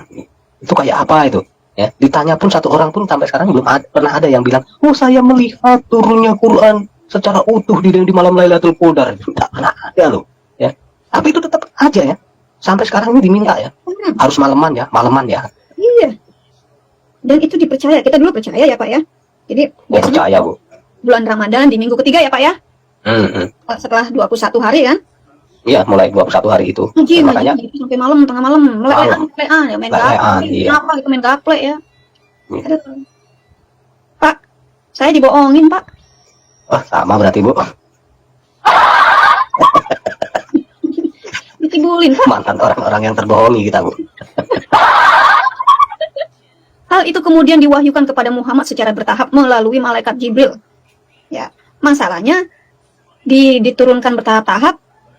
Wahyu nomor satunya Al-Iqra, kok di Quran jadi Al-Fatihah. Nah, loh. Ini yang salah nyusun, Allah yang salah nyusun, atau manusia yang salah nyusun? Atau kita mungkin nyalahin si Pak Utsman nih, Pak Utsman bin Affan yang pertama kali mencoba menyusun Quran. Ini harus ada yang disalahkan nih. Ya. Kenapa Allahnya tidak turun tangan? Gitu loh. Dijadikanlah Quran yang chronological order. Kenapa Allah nggak turun tangan? Salah nih. Lah, yang itu Bu, yang untuk tutup bokong itu, yang Saudah waktu diintip itu, bukannya itu bukan langsung dari Jibril kan? Itu kan permintaan dari Umar kan, Bu? Yang waktu Umar bilang, itu kan? Nabi, saya sering melihat istrimu kalau buang air besar di tanah lapang itu kok kelihatan gitu loh. Bu, ya kan gitu kan? Ada tutup-tutup apa gitu loh ya, hijab atau apa gitu kan? Wah, nabinya bilang, jangan nanti dulu. Oh, enggak nih. Ya mungkin dia bilangnya gini ya, kita lihat aja ya nanti seperti apa. Itu tunggu sama si Umar kan Bu itu. Kok Nabi enggak menurunkan wahyu untuk menutupi itu gitu kan? Ya. Kok malah jadi tontonan terus, dan akhirnya Umar pada satu kisah ya di dalam hadis itu diceritakan Umar lalu pada malam hari ya ngintip-ngintip lah.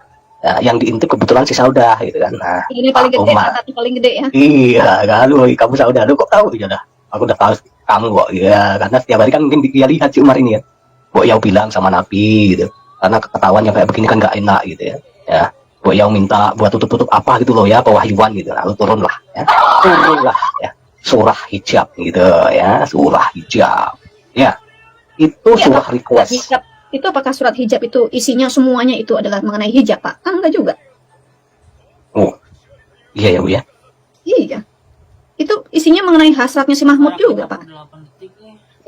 Itu dikisahkan di dalam surah An-Nur ya. An-Nur yang ke-30 ya, itu nanti Nah, itu dibaca. Quran. Nur An-Nur, itu kan artinya cahaya. cahaya. Apakah hijab itu termasuk cahaya? Lampu patroma kan enggak. Ya, ya beginilah keanehan dari Quran. Akibatnya, setiap huruf dan kata bebas dari pengaruh manusia apapun. Lah, itu bukan tadi pengaruhnya dari si Umar? Hah? Tadi baru aja kita jelasin. Ya kan? Karena Umar ngintipin istri Nabi lagi maka turunlah ayat mengenai hijab. Yang memberikan aura otoritas bahkan kesucian dihormati dalam Quran. Bentar Pak, saya mau batuk dulu. Ya, ini hadisnya ya teman-teman yang dari pihak Muslim ya. Buka di hadis Sahih Al-Bukhari. Nomornya itu 143 ya, 143 di tema utamanya itu kitab tentang wudhu ya. Wudhu ya, kitab wudhu ya. Bacain Pak. Ada juga di Sahih Muslim ya 2170D. Itu juga menceritakan hal yang sama tentang bagaimana Umar itu request minta supaya turun ayat penutup maaf boker ya, gitu ya. Pak, Itu jangan. ada. Iya. Diulang lagi di Sahih Al-Bukhari ya, Sahih Al-Bukhari 146 ya. Ada loh ya. Jangan khawatir. Ya, ini maaf bukan penistaan. Ini datanya ada.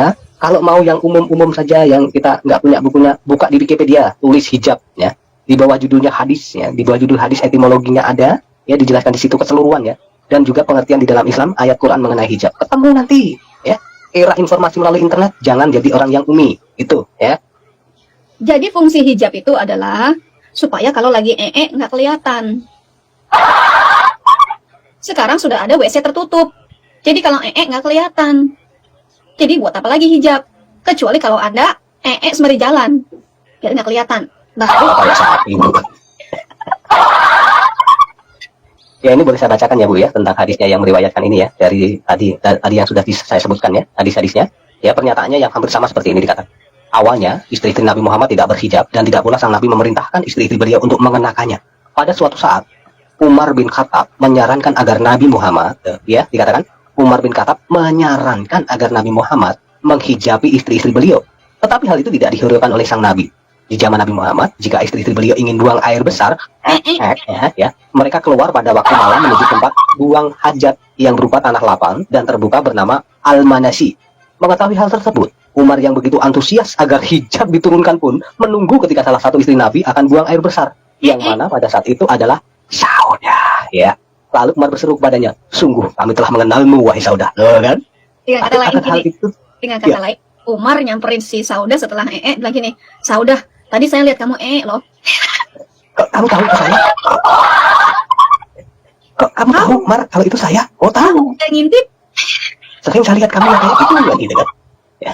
Nah, ini saya lanjutkan. Takut akan hal itu terulang, Saudah pun melaporkan hal tersebut kepada Nabi. Dan tidak lama berselang, ayat hijab pun diturunkan. Dan istri-istri Nabi kembali diizinkan untuk buang air besar dengan berhijab ya, karena hijabnya sudah turun. Ya, silakan sekarang gitu ya.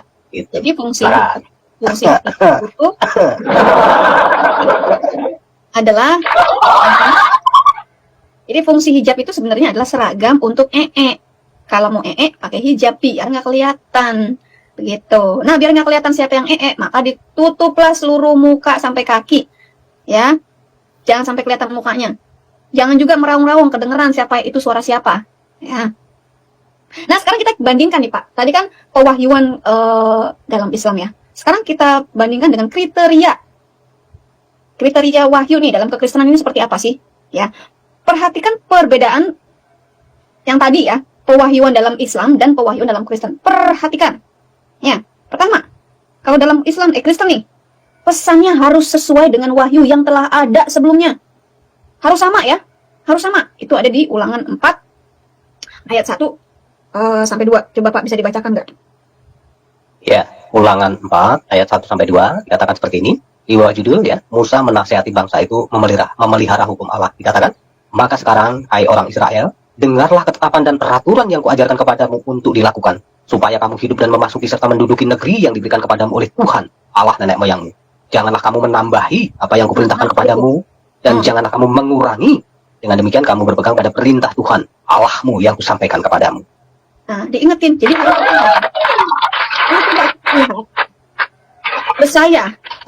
Yesaya 8:20. Ya, Yesaya 8 ayat yang ke-20 dikatakan seperti ini, firman Tuhan, carilah pengajaran dan kesaksian. Siapa yang tidak berbicara sesuai dengan perkataan itu, maka baginya tidak terbit fajar. Kesaksian. Kalau kesaksian itu artinya orang sudah menyaksikan, orang yang sudah mengalami. Ya, kalau kesaksiannya tidak sesuai dengan firman Tuhan, maka Tuhan bilang apa? Firman Tuhan bilang apa? Tidak akan Ada cahaya di dalamnya. Jadi di dalam, kalau kesaksiannya adalah kesaksian palsu, maka tidak ada yang bisa dipetik dari kesaksian tersebut. Ya, kalau kesaksiannya palsu, dibuat-buat. Ya, kita tahu ya, kita nggak boleh, kita jangan munafik deh ya. Banyak kesaksian-kesaksian murtadin, itu kesaksiannya kesaksian palsu. Benar kan, Pak? Ya, kesaksian muslim murtad, bukan murtadin. ya, kesaksian ex-muslim ya. Kesaksian ex-muslim, ada juga kan kesaksian palsu yang dibuat-buat, didramatisasi. Tetapi dari situ kita bisa lihat kalau kesaksian itu dibuat-buat, kok kayaknya ada yang aneh ya, kok kayaknya ada yang janggal ya, kok kayaknya nggak sesuai ya, kok sejarahnya nggak ada ya, tidak sesuai dengan sejarah yang pernah ada, gitu loh ya, tidak sesuai. Jadi kesaksian pun harus kesaksian yang benar-benar pernah disaksikan, pernah dialami, bukan cuma kesaksian palsu. Aku bersaksi tiada Tuhan selain Allah. Kapan kamu nyaksiinnya? Kapan kamu salaman sama Allah? Kapan kamu ngopi bareng dengan Allah? Itu kan seharusnya menjadi pertimbangan juga, kan katanya bersaksi. Ya kan? Lalu Matius 5 ayat 17 sampai 18. Ya, Matius 5 ayat 17-18, firman Tuhan mengatakan, janganlah kamu menyangka bahwa aku datang untuk meniadakan hukum Taurat atau kitab para nabi. Aku datang bukan untuk meniadakannya, melainkan untuk mengenapinya. Karena aku berkata kepadamu, sesungguhnya selama belum lenyap langit dan bumi ini, satu iota atau satu titik pun tidak akan ditiadakan dari hukum Taurat sebelum semuanya terjadi. Nah, jadi kematian Yesus itu menggenapi seluruh hukum Taurat. Sudah genap, sudah selesai. Makanya ketika Yesus mengeluarkan nafas yang terakhir, dia mengatakan, it's Sudah terlaksana. sudah digenapi, sudah selesai. Kalau Yesus bilang sudah selesai, sudah tergenapi, artinya tidak ada lagi nabi-nabi yang datang setelah Yesus finish, selesai. Nabi-nabi yang datang setelah Tuhan Yesus adalah nabi-nabi palsu. Palsu, ya. Sedikit saya mau tambahkan, Bu. Di ayat 18 ada penandasan ya, kalimat. Ya. Karena aku berkata padamu, sesungguhnya sebelum ya, selama belum lenyap langit dan bumi ini, satu iota atau satu titik pun tidak akan ditiadakan dari hukum Taurat. Perhatikan, sebelum semuanya terjadi, ya. Setelah semuanya terjadi, ya, kasih karunia di dalam Kristus luar biasa. Hukum Taurat yang membebani umat yang pada saat itu ya, mengikut keseluruhan dari hukum-hukum secara seremonial itu dihilangkan, berganti hukum kasih karunia di dalam Kristus. Tetapi apakah hukum secara mendasar dari 10 perintah itu dihilangkan? Tidak, karena hal itu mencakup, dikatakan bahwa hukum utama dan pertama adalah kasihlah Tuhan Allahmu dengan segenap hatimu, jiwamu, dan pikiran, dan akal budimu. Dan kasihlah sesamamu seperti dirimu sendiri. Itu cakupan dari 10 perintah yang pertama kali mendasari hukum Taurat. Itu. Ya, jelas ya teman-teman. Sekarang coba kita lihat di Matius 24. Matius 24 ayatnya yang ke-35. Ya, Matius 24 ayat 35. Langit dan bumi akan berlalu, tetapi perkataanku tidak akan berlalu. Artinya firman Tuhan ini nih, yang firman Tuhan ini, firmannya Yesus Kristus, itu tidak akan berlalu. Kalau ada seseorang yang mengatakan, kalau Alkitab digantikan oleh Al-Quran, kalau ada orang yang ngaku-ngaku, ada kitab baru yang menggantikan Alkitab, itu namanya kitab palsu. Kitab palsu tempatnya di mana? Di comberan, nggak laku. Kalau Anda punya duit 100.000, 100.000-nya itu 100.000 palsu. Bisa nggak buat beli makanan? Nggak bisa. Nggak bisa. Dirobek-robek. Kalau di Amerika, kalau kita menyodorkan uang palsu, $100 palsu, ya, bukan cuma dirobek-robek, Pak, ditangkap polisi. Nah, loh. Kalau di Amerika loh, langsung ditangkap polisi. Langsung ditembak. Digeledah. Ada lagi nggak duit palsu di kantongnya? Diinterogasi. Masuk penjara. Kena itu, Pak. Pemalsuan begitu. Pemalsuan mata uang. Ya. Nah, kalau kitab yang ini, Bu, yang mengatasnamakan kitab penyempurna, ya, gimana ini, Bu? Nanti ini, Bu. Nah, harusnya itu dibuang ke comberan, Pak. Ya, dibuat bungkus, bungkus apa namanya? Bungkus bakwan, bungkus cabe, bungkus sayur asem di pasar itu. Robek-robek aja. Wah, dan ternyata Bu, itu konsekuensinya ada di dalam kitab Wahyu 22 ayat 18 sampai 20 nya Coba ternyata Bu. bacain, Pak. Ya, ini ya, Wahyu 22 ayat 18 sampai 20 dikatakan, aku bersaksi kepada setiap orang yang mendengar perkataan-perkataan nubuat dari kitab ini, jika seorang menambahkan sesuatu kepada perkataan-perkataan ini, maka Allah akan menambahkan kepadanya malapetaka-malapetaka yang tertulis di dalam kitab ini. Dan jikalau seorang mengurangkan sesuatu dari perkataan-perkataan dari kitab nubuat ini, maka Allah akan mengambil bagiannya dari pohon kehidupan dan dari kota kudus, seperti yang tertulis di dalam kitab ini. 20 terakhir, ia yang memberi kesaksian tentang semuanya ini berfirman, ya, aku datang segera. Amin. Datanglah Tuhan Yesus. Berarti kalau nambah-nambahin kitab Alkitab ini yang sudah ada di Alkitab, lalu ditambah-tambahin, dibikin buku baru. Ada lagi kitab Mormon, bikin baru lagi kan? Kitab Jehovah Witness bikin baru lagi. Tuhan bilang apa, Pak? Akan ada malapetaka-malapetaka yang akan menimpanya. Dan dikatakan juga karena semua orang itu berpengharapan untuk beroleh kehidupan yang abadi, kehidupan di dalam kerajaan surga Allah, itu akan dihapuskan dari catatan buku kehidupan itu. Waduh. Nah, kalau apa yang ada di Alkitab ini dikurang-kurangin, ditambah-tambahin, dikurang-tambahin, artinya umurnya bakalan pendek. Makanya kultus-kultus, orang-orang kultus-kultus itu kebanyakan matinya bunuh diri. Ya, Joseph Smith matinya bunuh diri. Itu loh Nabi Mormon. Lalu nabi-nabi saksi Yehova matinya pada bunuh diri. Loh kok bisa? Si Mahmud matinya diracun. Udah berapa kali mau bunuh diri? Banyak kali. Ntar saya mau batuk dulu. Nah, ya. Jadi apa yang disampaikan si Debulan berkenaan dengan berapa kali sang Nabi mau bunuh diri. Nah, ini ada kisahnya ketika ya kejadiannya saat siapa Waraqah bin Nawfal meninggal. Ya. Mampus.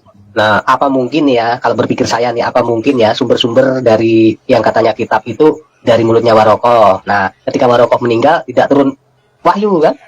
Nah, Nabi menanti-nantikan sampai dia depresi, frustasi dia mau bunuh diri. Nah, setelah ya kalau kita membaca ya, setelah itu ya, selang berapa saat kemudian barulah turun wahyu. Wahyunya acak-acakan. Kenapa? Bisa berpikir nggak? Bisa jadi karena memang dikarang orang yang tidak punya kompetensi untuk menuliskan sastra, menuliskan ilham, aura akhirnya gitu. Karena orang ini memang orang yang luar biasa.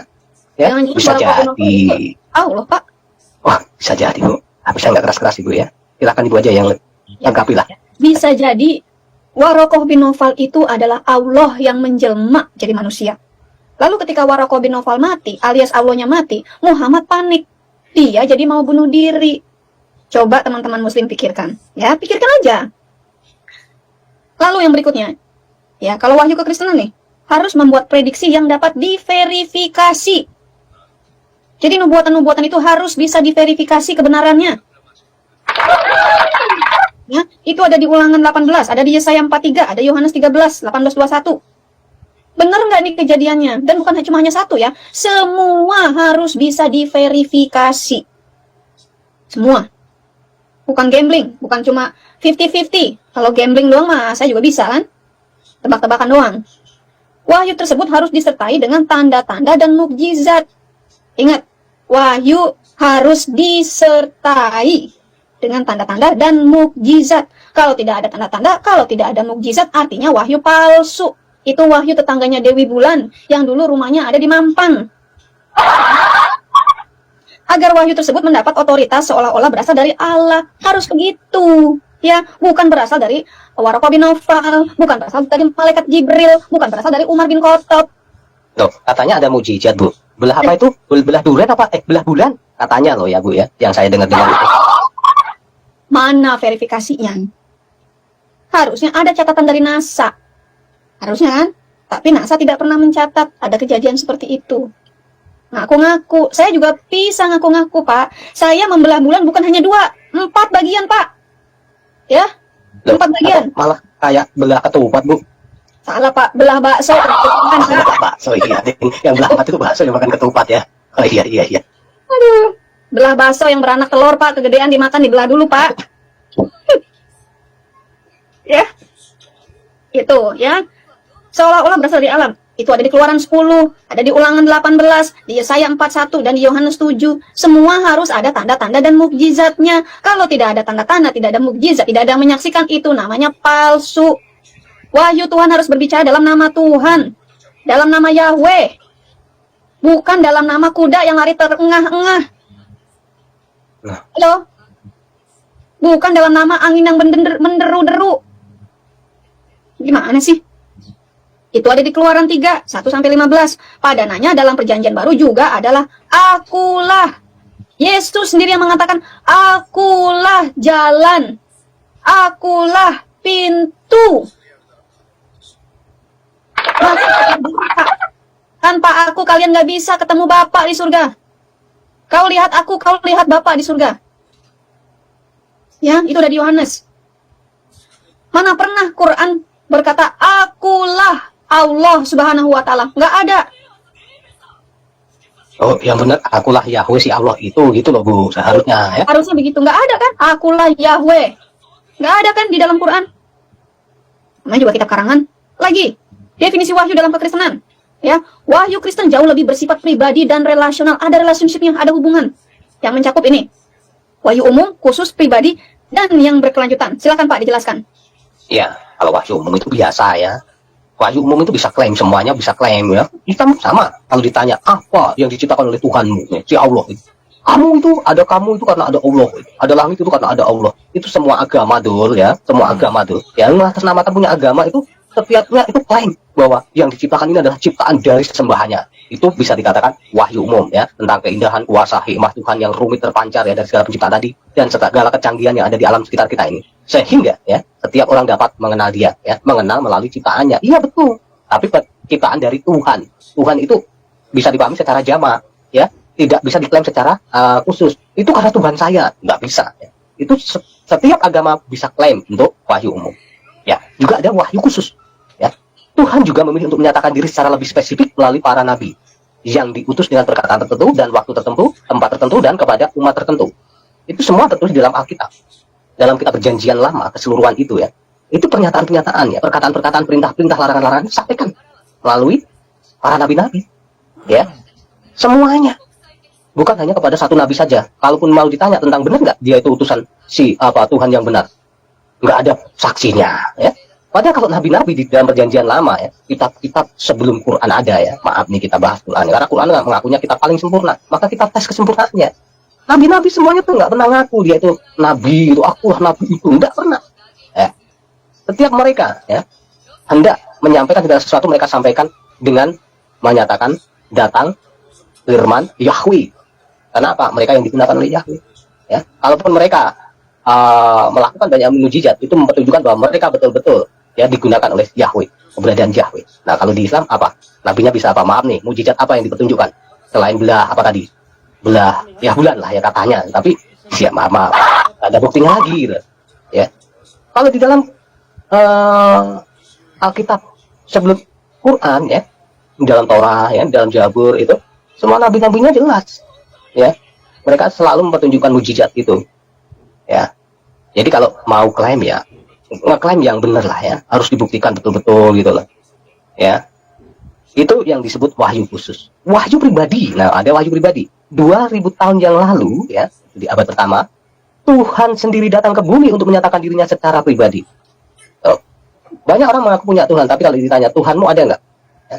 Tuhan itu di tempat yang jauh, ada nggak? Ada. Bagaimana keberadaannya bisa dinyatakan? Ya pokoknya ada. Nah, kalau ngomong cuma pokoknya, ya itu seperti anak yang baru belajar ngomong. Ya, kalau di dalam Kristen tidak. Eksistensi keberadaan Tuhan itu nyata melalui inkarnasi Sang Firman yang mengambil wujud manusia karena memiliki visi misi, punya tujuan. Selain menyatakan keberadaannya, dia menjadi sarana keselamatan bagi manusia karena punya sejarah bahwa manusia membutuhkan sosok dari kemanusiaan Sang Firman ini. Ya, yang pada saatnya nanti Sang Firman ini akan membawa manusia pada pendamaian, kembali berdamai antara manusia dengan Allah karena terhalang oleh dosa. Sekaligus kemanusiaannya ini menyatakan kebagaimanan Allah itu. Melalui sifat-sifatnya, melalui tindakannya, melalui rancangannya, semua yang dikerjakannya itu menyatakan kebagaimanan yang ilahi itu ada. Nah, kalau Islam gimana coba? Apa coba? Yang pernah dipertunjukkan tentang Allahnya ada itu apa? Nah, Ada dipikirkan ya, dipikirkan. Pak. Ada itu. Apa Bu? Batu hitam kedebuk dari langit, lalu pecah-pecah karena dirampok, lalu disatukan kembali, yang adalah bekas hiasan jamban, lalu disatukan kembali, yang sekarang ada di Ka'bah, dicium-cium, bisa menghapus dosa. Lah, itu yang ditaruh di samping Ka'bah itu ya Bu? Di samping Ka'bah, Pak. Sama seperti Allah ditaruh di samping Ka'bah ketika Muhammad dipersembahkan oleh Abdullah. Nah, itu dia. Bukan, Abdullah mau dipersembahkan oleh kakek Oh, Nabi, iya, yaitu Abdul Muthalib itu, yang dimana Allah ada di samping Ka'bah. Nah, Nah, itu Allah. Ya, kalau dulu Allah itu kan ditaruh di samping Ka'bah, bisa dipindah-pindahin kan. Sekarang disatukan di Ka'bah, takutnya dicolong lagi.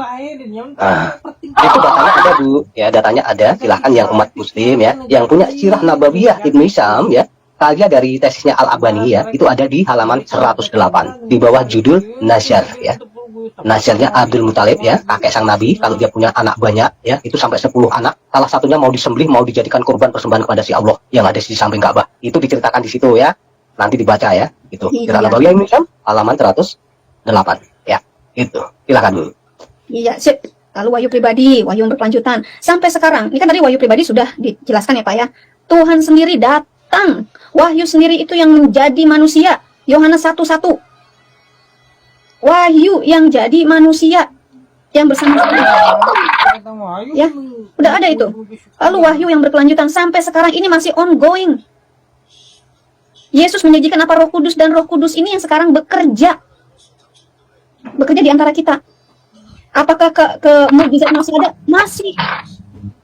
Ya. Roh Tapi Kudus dirubah Bu, dirubah ya. Karena mereka suka pelintir-pelintir kata ya. Kata Yunani Parakletos dirubah menjadi Parikletos ya, yang seharusnya roh penolong yang datang dari Tuhan ya, yang diminta oleh Tuhan untuk terus membimbing murid-muridnya, berubah menjadi Parikletos, yaitu yang terpuji. Ya, ini kan kacau. Yang bisa dilihat karena dia tidak bisa baca tulis. Loh.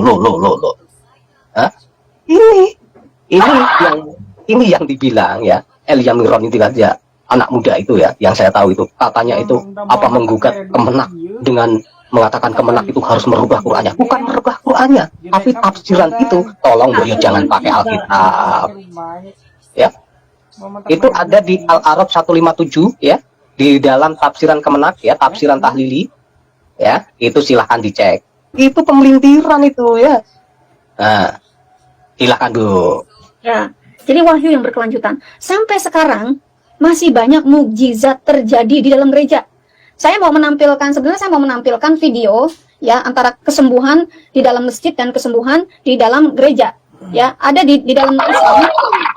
Di dalam Islam ini seorang ustadz mau menyembuhkan seorang laki-laki yang budak dan bisu. Itu sampai kupingnya digaplokin dulu, ditabok-tabok, aduh kasihan banget itu orang, mukanya sampai merah, kupingnya sampai merah. Tetap kagak bisa denger, tetap budak, tetap nggak bisa ngomong. Tapi di dalam gereja, ini bukan seorang pendeta yang melakukan, umat biasa yang melakukan. Dalam nama Yesus, kau akan mendengar, kupingmu akan terbuka. Sama seperti ketika Tuhan menciptakan kupingmu yang normal. Terbukalah dalam nama Yesus. Lalu dites, itu pendeta atau orang ini agak menjauh, panggil namanya. Susi. Ya Pak, denger. Susi. Ya Pak, denger. Kupingnya sudah terbuka. Mata yang tadi yang tadinya buta, melek, bisa melihat. Luar biasa kan? Nah, ini perbedaannya. Satu lagi ya Pak. Setelah itu kita akan lanjut minggu depan. Ini nih ya, inspirasi Quran kita akan lihat minggu depan. Membandingkan definisi. Wahyu utama dalam Islam adalah Al-Quran, sedangkan wahyu Kristen adalah Yesus itu sendiri. Karena Yesus adalah firman Allah yang menjadi manusia. Sedangkan wahyu adalah Al-Quran yang nggak tahu bener apa nggak kedebuk dari langit. Makanya Quran kalau dibakar orang pada ngamuk, ucilin pada ngamuk, padahal itu produksi pabrik pabrik kertas. Aneh ya. Kalau Alkitab diinjek-injek, Alkitab dibakar kagak ngaruh, biarin aja. Gampang beli lagi, susah amat sih. Ya, karena firman di dalam Alkitab itu hidup. Yesus Kristus itu sendiri yang mati di kayu salib untuk menebus manusia dari perbuatan dosa. Itu ya, bukan menebus dosa-dosa ya, menebus manusia dari perbuatan dosa. Dari perbudakan Bu, dari perbudakan dosa. Dari perbudakan dosa. Daripada membandingkan Alkitab dengan Quran, mari kita bandingkan. Bandingkan Yesus dengan Quran. Kita sudah sekilas ya. bukan sekilas, sudah banyak kita bicarakan sebenarnya. Ya, keduanya adalah bentuk wahyu yang utama, baik dalam kekristenan maupun dalam Islam. Ya, Alkitab kita dibakar, diinjak, diludahin, caci maki, nggak masalah. Yesus tetap hidup. Nah, kalau Quran yang adalah produksi pabrik kertas, pabrik cetakan, dibakar ngamuk-ngamuk. Padahal Al-Quran itu sendiri nggak bisa berdiri sendiri. Kalau tidak ada kekristenan, tidak ada Zoroaster, tidak ada Yahudi, Quran nggak pernah ada, nggak bisa berdiri sendiri. Ya, keduanya diklaim sebagai firman Tuhan. Sekarang firman Tuhan yang mana yang mau Anda percaya? Yang dari pabrik kertas, yang dari percetakan, atau firman Tuhan yang hidup? Oleh karena itu, Alkitab, yaitu Perjanjian Baru, ya, kita mengarah ke Perjanjian Baru, lebih mirip dengan hadis, sirah, tafsir, dan tarikh.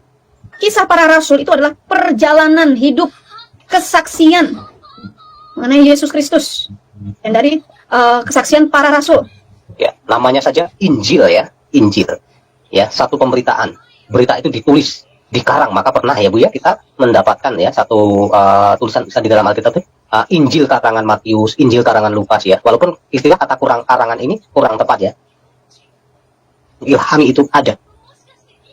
Bisa dikatakan seperti hadis, sirah, tafsir,